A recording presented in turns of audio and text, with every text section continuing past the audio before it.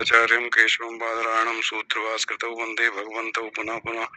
ईश्वरो गुरुरात्मेति मूर्तिभेद विभागिने व्योमवद्व्याप्तदेहाय दक्षिणामूर्तये नमः। ओम शांति शांति शांति। वसुदेव सुतं देवं कंसचारूणमर्दनं देवकी परमानन्दं कृष्णं वन्दे जगत् कृष्णं वन्दे जगद्गुरुं कृष्णं वन्दे जगद्गुरुं। नमस्ते रामचंद्राय माधवाय नमो नमः। गोविंदाय नमस्तुभ्यं नमस्ते परमात्मने अद्वैत ब्रह्मरूपाय ज्ञान गम्याय ते नमः। नमः पूर्णाय रम्याय माधवाय चिदात्मने ओम श्री परमात्मने नमः। श्रीमद् भगवद गीता चतुर्थ अध्याय श्री भगवान उवाच बहुने में बेटी तानी जन्मानि तप चार्जुन तान्यम वेद सर्वाणि नैत्वं वेद परंतप अजो अपि सन्नो ब्रह्म भूतानाम ईश्वरो किसन प्रकृतिम स्वामधिष्ठाय संभवात् आत्माया यदा यदा हि धर्मस्य ग्लानिर्भवति भारताभ्युत्थानं धर्मस्य तदात्मानं सृजाम्यहम्। परित्राणां साधूनां विनाशाय च दुष्कृतां धर्म संस्थापनार्थाय संभवामि युगे युगे। जन्म कर्म च मे दिव्यम् एवं यो वेत्ति तत्त्वतः त्यक्त्वा देहं पुनर्जन्म नैति मामेति सुवर्जुन। वीतराग भयाक्रोधा मनमया मां उपाश्रिता भयभो ज्ञान तपसा भीता मुद्रा ये तां मां प्रपदन्ते तांस्ते भजाम्यहं मम वर्तानुवर्तन्ते मनुष्याः सर्वशः। जय श्री कृष्ण। देखो 17वां 18वां जो श्लोक है सत और असत का, इसमें भगवान अर्जुन से कहते हैं तस्मात् द्विजस्यु भारत। हे अर्जुन, तो युद्ध करो, युद्ध करो या अपना कर्तव्य कर्म करो। लेकिन कर्तव्य कर्म करने से पहले जो विवेक है अगर वो जागृत हो जाए तो हमारे सब कर्म अकर्म बन जाते हैं। तो ये जो दो श्लोक है 17 और 18 ये बताते हैं किस तरह से हमारा सत और असत, जो विवेक क्या कहते हैं सत और असत को, कि सत और असत का ठीक ठीक ज्ञान हो। तो सत और असत का ठीक ठीक ज्ञान हो जाए तो इस संसार में रहते हुए हमारा असत के साथ संबंध नहीं होगा, और सत के साथ संबंध रहने के कारण चूंकि हमारा वास्तविक स्वरूप सत है, तो उसके साथ संबंध रहने के कारण हमारा जन्म मरण से मुक्त हो जाएंगे। जो कर्म भी असत है, जो कर्म भी शरीर मन बुद्धि इंद्रियों के होने के कारण प्रकृति से होने के कारण असत है। तो भगवान ये कहते हैं सत और असत का ठीक ठीक विवेक हो जाए तब अपना युद्ध करो, अर्जुन से कहते हैं। और हमसे कहते हैं तुम अपना कर्तव्य तब करो जब तुम्हें सत असत का विवेक हो जाए। अब इसमें प्रॉब्लम कहाँ आती है? तो कहा अविनाशी तत्बुद्धि येन सर्वमिदं ततम्। उसको तो अविनाशी जानो जिससे संपूर्ण जगत व्याप्त है। तो जीवात्मा तो अविनाशी है, येन सर्वमिदं ततम्, इसने जीवात्मा ने ये इदम धार्यते जगत, इस जगत को धारण कर रखा। मतलब जीवात्मा या हम सब लोगों ने संबंध बना रखा है शरीर मन बुद्धि इंद्रियों के साथ, परिवार के साथ, धन कुटुंब के साथ। तो संबंध बनाया है जीवात्मा, जीवात्मा ने जगत को धारण कर रखा है। ये सर्वमिदं ततम्, वो कहते हैं जिससे संपूर्ण संसार व्याप्त है। सारे शरीरों में एक ही शरीर ही है, शरीर ही एक ही है, शरीर में भेद नहीं है। और शरीर कैसे अंतमंत इमे दिया, तो दो ही चीज है, एक शरीर और एक शरीरी। तो शरीरी को बताते हैं 17वें श्लोक में, शरीरी शरीरी को बताते हैं 17वें श्लोक में, 18वें में बताते हैं शरीर को। अंतमंत इमे दिया, उस शरीरी के सारे शरीर नाशवान है, और वो शरीरी जो इस शरीर में रहता है वो अविनाशी है, वो नित्य है, वो अव्यय है। तो जब ये जान जाते हैं, और जानना नहीं, ये हमारे बुद्धि में, हमारे स्वयं के अंदर, बुद्धि भी नहीं, हमारे स्वयं के अंदर ये भाव जब बैठ जाता है तो इस शरीर में रहते हुए हमें ये ध्यान रहता है मैं अविनाशी नित्य अव्यय हूँ, और बाकी इस संसार में सब कुछ विनाशी है, सब कुछ नाशवान है, सब कुछ असत है, संसार भी असत है। भगवान राम कहते हैं दशरथ से, जब उन्होंने कहा दशरथ जी ने राम से, हे राम, मैं तुम्हारी माया से मोहित हो गया, मेरे अज्ञान बुद्धि में कुछ ज्ञान का प्रकाश डालो। मेरी बुद्धि पुत्र स्त्री और घर में आसक्त होने के कारण शांति को प्राप्त नहीं होती। ये सवाल उन्होंने किए राम से। तो भगवान राम ने पहला स्टेटमेंट दिया कि माया से उत्पन्न ये संसार आत्मा में उसी तरह मिथ्या है जैसे रस्सी में सर्प, मृग मरीचिका में जल, सीप में चांदी। तो कहते हैं मेरी माया से उत्पन्न ये जगत आत्मा में उसी प्रकार मिथ्या है जैसे रस्सी में सर्प। तो जब ये हमारे अंदर बैठ जाए तो ये सब असत है, ये सब मिथ्या है, सब नाशवान है, शरीर नाशवान है, शरीर के साथ जितने संबंध है वो सब नाशवान। तो हमारा सोचने का जो नजरिया है ना बदलने लगता है।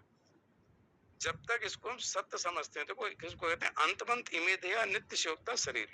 जो शरीरी है उसके ये जो देह है, ये जो शरीर है नाशवान है। तो शरीर किसके हैं भाई? ये जो शरीर है हम सबके, ये किसके शरीर है? उस शरीरी के, उस जीवात्मा के। जीवात्मा के शरीर हैं जो प्रकृति से निर्मित है, मतलब प्रकृति मूर्तिमान हो रखी है इन शरीरों के द्वारा। और हम परमात्मा के साथ हैं, हम अविनाशी हैं और प्रकृति विनाशी है।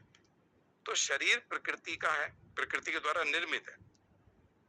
हमने तादात्म्य किया कि मैंने शरीर के साथ संबंध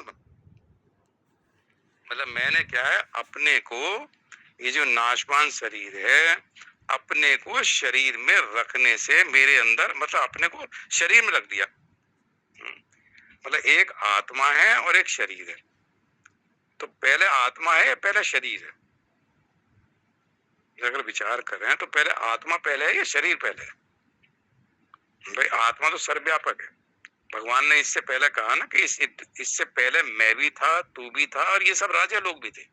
इसके बाद भी मैं, तू और राजा लोग सब रहेंगे, सबकी सत्ता रहेगी, क्योंकि सब अविनाशी हैं, शरीर नहीं रहेंगे। तो आत्मा जो है इससे पहले भी थी, इसके बाद भी रहेगी और अब भी है। तो आत्मा तो पहले भी थी और शरीर बाद में मिला। पिछली बार ये शरीर नहीं था, पिछले जन्म में, अगली बार ये शरीर नहीं, साथ जाएगा। तो वो कहते हैं शरीर बाद में है, आत्मा पहले है। लेकिन इस अविनाशी का वो कहते हैं इसने क्या हुआ है कि अपने को हमने शरीर के साथ संबंध मान लिया, अपने को शरीर में रख दिया और शरीर को अपने में रख लिया। मतलब ये जो अध्यास है अन्न का अन्न में, अपने को शरीर में और शरीर को अपने, बस यहां से शुरू हुआ है। अब मैं शरीर हूं, मेरा शरीर है। सो सत और असत का विवेक कहता है कि शरीर असत है, नाशवान है और मैं अविनाशी हूं। तो दोनों का संबंध नहीं है। जैसे लोहे और अग्नि की तरह समझाते हैं कि लोहा अग्नि के संपर्क में आया तो लोहा गर्म हो गया, लाल हो गया। तो अग्नि के गुण धर्म लोहे में आ गए और लोहा चूंकि अग्नि की तरह गर्म और लाल रंग का हो रहा है तो अग्नि के गुण लोहे में आ गए। लोहे के गुण जो लोहा गोल था, चौकोर था, जैसा भी था वैसे अब अग्नि चौकोर गोल नजर आने लगी, जबकि अग्नि का कोई आकार नहीं है। तो लोहे के कारण अग्नि का भी आकार दिखाई पड़ा और लोहे के जो गुण धर्म है अग्नि के वो लोहे में आ गए और लोहे के गुण धर्म अग्नि में आ गए। ऐसे ही शरीर के और आत्मा में, आत्मा के गुणधर्म जो नित्य है अविनाशी, वो तो हमें शरीर में लगने लगा कि मेरी कभी मृत्यु ना हो। हमारे अंदर ये इच्छा जाग रही, क्योंकि मैं नित्य हूँ, मैं अविनाशी हूँ। तो कोई व्यक्ति मृत्यु नहीं चाहता, क्योंकि उसका वास्तविक स्वरूप तो नित्य है, अविनाशी है ना, तो विनाश क्यों चाहेगा? इसलिए कोई भी व्यक्ति के स्वभाव में ये है कि मेरे कभी मृत्यु ना हो, क्योंकि मेरी मृत्यु कभी होती नहीं, मैं तो नित्य हूँ। तो शरीर के संबंध के कारण वो कहता है इस शरीर की कभी मृत्यु ना हो, ये शरीर मेरे साथ हमेशा बना रहे। इसलिए जितने वरदान मांगे राक्षसों ने ब्रह्मा जी से, सब में ये कहा है कि मुझे अमरता का वरदान दे दो। और ब्रह्मा जी ने कहा अमरता का वरदान नहीं दे सकता, बाकी तो कुछ भी मांग ले। तो सबने पहले अमरता मांगी, क्योंकि सब अमर है। आत्मा तो अजर अमर है ना, उसका ना जन्म होता है मृत्यु होती है। तो सबने आत्मा को जब शरीर के साथ जोड़ लिया कि शरीर ही आत्मा है और आत्मा ही शरीर है, तो शरीर को ही उन्होंने मांगा कि ये इसका कभी नाश नहीं होना चाहिए। और उस शरीर का नाशवान का कोई अविनाशी कर दे उसको, ये किसी में ताकत नहीं है। और अविनाशी का नाश कर दे, ये किसी के अंदर ताकत नहीं। तो इसको भगवान कहते हैं कि जब इसको हमने अपने को शरीर में, आत्मा को शरीर में रख दिया तो, और शरीर को अपने में रख दिया, मतलब लोहे को अग्नि में रखा, अग्नि को लोहे में रखा, अग्नि लोहे में तो लोहा तप्त हो गया। अब लोहे का अगर आप स्पर्श करोगे तो लोहा जला देगा। तो जलाने का जो गुण है लोहे में वो क्यों आया? क्योंकि अग्नि के संपर्क में आने से। तो शरीर जो नाशवान था, जो जड़ था, आत्मा के संपर्क में आने के कारण चेतन हो गया। ये हर काम वो करता है जो चेतन शरीर पर, चेतन हो गया, चेतनता आ गई इसके अंदर। और आत्मा में जो आत्मा अविनाशी है, नित्य है, सर्वज्ञ है, सर्वशक्तिमान है, सारा ज्ञान स्वरूप है, सत्यम ज्ञान अनंत रूप, ज्ञान स्वरूप आत्मा। शरीर के साथ मतलब मैं शरीर हूँ, इस भाव के कारण आत्मा भी अज्ञान आ गया, अज्ञान का अविद्या का आवरण पड़ गया बुद्धि के ऊपर। तो भगवान ये कहते हैं जैसी हमने अपने को शरीर में रख दिया तो हमारे अंदर अहंता पैदा हुई। देखो यहाँ से अहंता और ममता आएगी। जब हमने अपने आप को शरीर में रख लिया, जीव ने कि मैं शरीर हूँ, तो शरीर में आ गए मैंपन आया। तो मैं शरीर हूँ इसका मतलब हमारे अंदर अहंता आ गई, जो अहंकार वाला है, अहंता जिसको कहते हैं मन बुद्धि चित्त अहंकार, उसके साथ संबंध बना। तो मैंपन का जो भाव जागृत होता है, जब भी हमारे अंदर मैंपन आएगा तो तभी आता है जब हमने अपने आप को शरीर में रख दिया, मेरापन हो गया शरीर के साथ। तो शरीर के साथ जितनी वस्तुएं हैं उनमें सब में मैं आ गया, सबके अंदर मैंपन पैदा हो गया। और जब शरीर को अपने में रखा, शरीर को अपने में रखा तो ममता जागृत हो गई, ये मेरा है। तो अहंता और ममता जब भगवान गीता में कहते हैं निर्ममो निरहंकारा, ये जो शब्द आते हैं ना भगवान की गीता में 2-3 बार आया, निर्ममो निरहंकारा, दूसरे अध्याय में स शांति अधिगच्छ, तो वो शांति को प्राप्त हो जाता है। क्या है? निर्ममो निरहंकारा,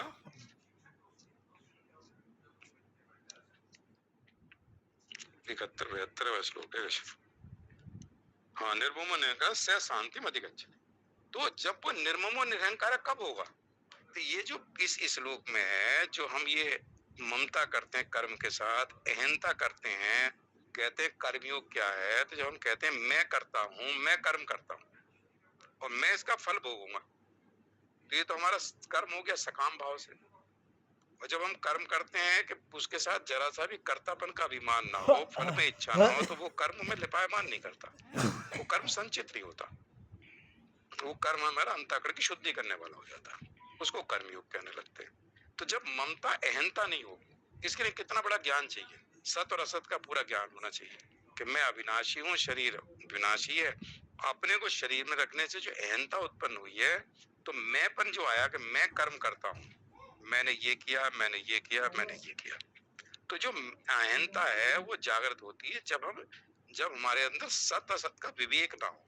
विवेक ना हो तो कर्म के साथ संबंध बनता है, कर्तापन का अभिमान आता है, मैं करता हूँ, मैंपन आ जाता है, अहंता आ जाती है। और जब तक अहंता है तब तक इसके साथ राग द्वेष रहेंगे। चूंकि अब देखो शरीर के साथ जो हमारा संबंध बन गया, तो शरीर के जो विकार हैं, तो 13वें अध्याय के 6 श्लोक में आए, इच्छा, सुख, दुख, इन सब के साथ हमारा संबंध बन जाता है। चूंकि हमारा संबंध शरीर के साथ है, अपने आप को हमने शरीर में रख दिया, मैंपन जागृत हो गया, मैं शरीर हूँ, ये भाव हमारे अंदर पूरी तरह से बैठा हुआ है।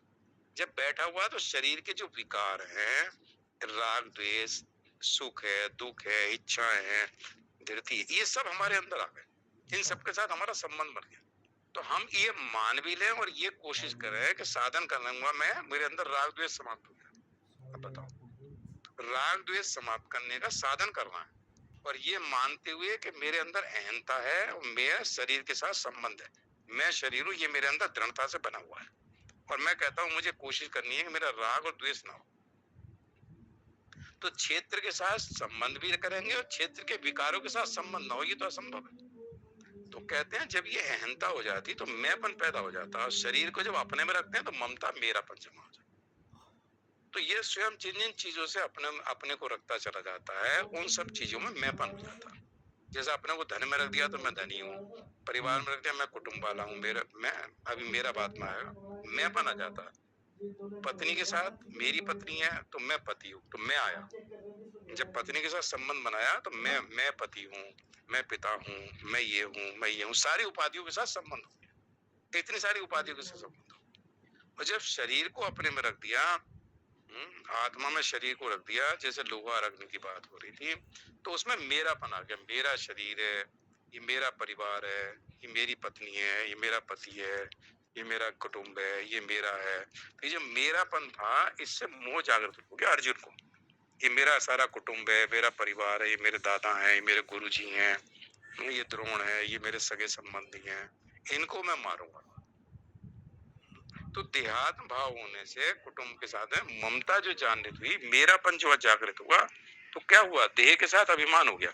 अब मैं युद्ध करूंगा तो नरक में जाऊंगा, पाप को प्राप्त होऊंगा, है ना? ये सारी चीज उसके जो विकार थे उन सबके साथ संबंध हो।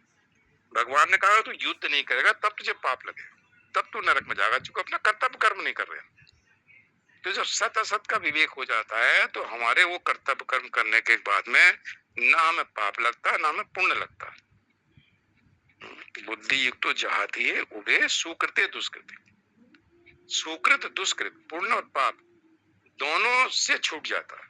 जो कौन, जो बुद्धि युक्त है, जिसकी बुद्धि में समता है, सम बुद्धि से युक्त। तो सम है परमात्मा। जब अपने स्वरूप में इसकी स्थित, अपने स्वरूप का जिसको ज्ञान हो गया, तो अपने स्वरूप को जिसको जानता है, मैं तो सत स्वरूप है, मैं तो अविनाशी हूं, मैं तो नित्य हूं, मेरे अंदर तो कोई, मैं तो अक्रिय हूं। आत्मा तो क्रिया होती नहीं ना, आत्मा किसी के साथ संग है, मैं तो असंग हूं इन सबसे। जिस दिन ये हो जाए कि मैं असंग हूं इन सबसे, शरीर से, मन बुद्धि इंद्रियों से, समझ लो उस दिन हमारी स्थिति है असंग। क्योंकि आत्मा का किसी के साथ संबंध नहीं है, दोनों एक दूसरे से विपरीत है। जैसा अंतवंत में दिया, और उसमें कहती अविनाशी उत्पत्ति, उसे अविनाशी जान, और अंतवंत में दिया, सारे शरीर को नाशवान जानो। तो वो कहते हैं कि इससे क्या हो गया, इससे मेरापन आ गया, ममता भी आ गई और अहंता भी आ गई। अपने को शरीर में रख दिया और शरीर को अपने में रख दिया। लोहे को अग्नि में रखा, अग्नि का जो गुण धर्म है वो लोहे में आ गए, लोहा अग्नि की तरह गर्म हो गया। और अग्नि कैसी दिख रही है, जैसा लोहे का आकार है वैसी अग्नि का आकार हो गया। तो लोहे का आकार अग्नि ने ले लिया, अग्नि के गुणधर्म लोहे ने ले लिया। तो इसमें मैं अहंता और ममता पैदा हो गई। तो ये अहंता ममता कैसे दूर होगी, जब कहते हैं निर्ममो निरंकारा, जब हमें ज्ञान हो जाए कि हम दोनों दो अलग अलग विभाग हैं।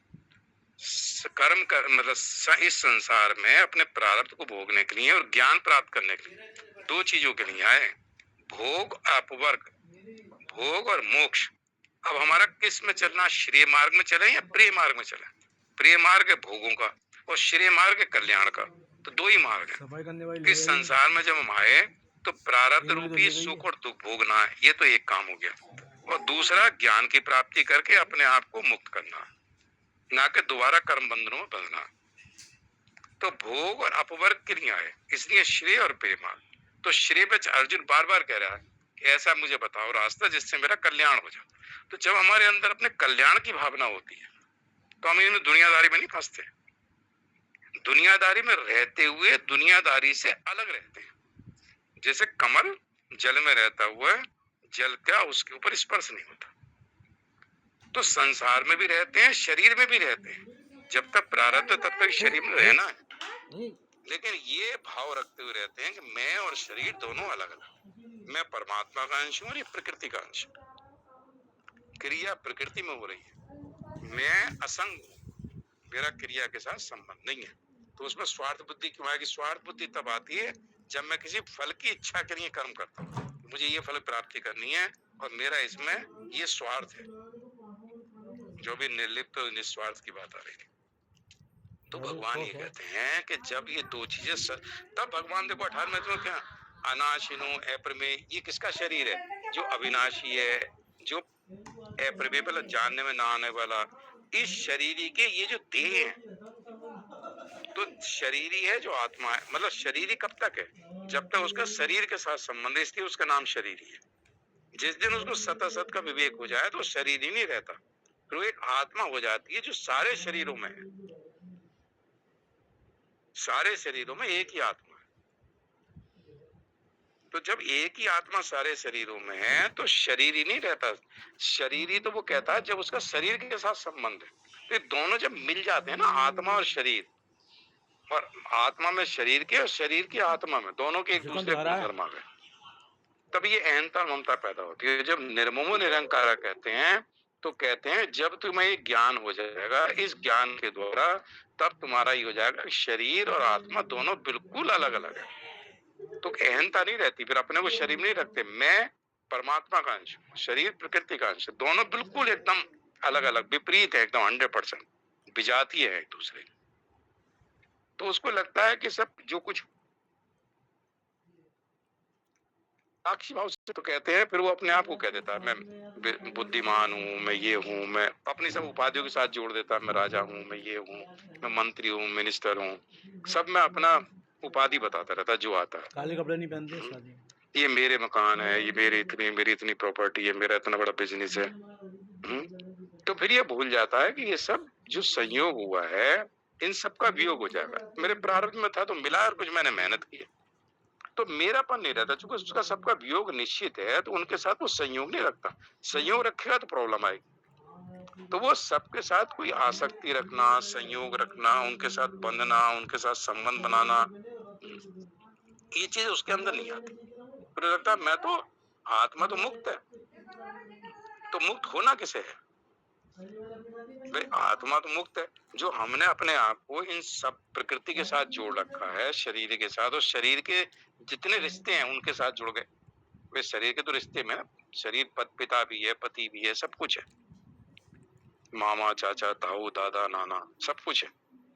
तो इतने सारे के साथ तो ये रहेगा कि भैया हमें व्यवहार के लिए सबके साथ प्रेम करना, अनासक्त भाव से रहना। क्योंकि सब एक दिन सब कुछ छूटेगा, तो इस सबसे पहले जबरदस्ती छूटे तो मैं अंतःकरण के भाव से मैं ही छोड़ू, मतलब मेरे अंतःकरण में भाव हो, मेरा इनके साथ संबंध है। तो ये जो दो श्लोक हैं, तो भगवान कह रहे हैं अर्जुन से कि हे अर्जुन तुम युद्ध करो, मतलब तुम अपना कर्तव्य कर्म करो, लेकिन कब करो? जब तुम्हें सत असत का ठीक ठीक विवेक हो जाए। फिर तुम ये नहीं कहोगे कि मैंने इतने को मारा, इसलिए अगले श्लोक में एकदम कह देंगे ये नम हेति वेत्ति हंतारम। फिर जो इस अविनाशी शरीरी को कहता मारने वाला मानता है, या जो इसको मानता मरा मानता है कि मारा गया या मैंने मार दिया, फिर उसके अंदर ये बात नहीं आती किसने किसको मारा। भाई आत्मा मारती नहीं, ना आत्मा मरती। और शरीर कभी अमर नहीं रह सकता, शरीर मरेगा जब इसका समय आ जाएगा, उससे पहले मर नहीं सकता। तो समय आने से बाद में 1 मिनट रह नहीं सकता, एक सांस नहीं ले सकता। तो अगले श्लोक में सत असत को बनाने के बाद भगवान एकदम उसके ऊपर आ जाए। तो इसकी जो सीक्वेंस है इन श्लोकों की, 11वें श्लोक से अगर देखते चले जाओ तो ये सीक्वेंस बहुत बढ़िया है। सत असत नास्तो विद्यते भावो जब जैसी कहा 16वें श्लोक में, तो 17-18 में सत असत बता दिया। और जब सत असत उसको पता चल गया तो अब और जैसे ये पता नहीं चलेगा कि कौन मरा और कौन मारेगा। जो मनुष्य अविनाशी शरीर को मानने वाला मानता है और जो इसको मरा मानता है, वो दोनों ही नहीं जानते, क्योंकि ये न मारता है न मारा जाता। जो सत असत बता दिया, अब सत असत का विवेक होने के बाद हमारा व्यवहार होना चाहिए। ओम पूर्णमदः पूर्णमिदं पूर्णात् पूर्णमुदच्यते पूर्णस्य पूर्णमादाय पूर्णमेवावशिष्यते। ओम शांति शांति शांति। श्री कृष्ण अर्पणमस्तु। हरि ओम तत्सत, हरि ओम तत्सत। जय श्री कृष्ण।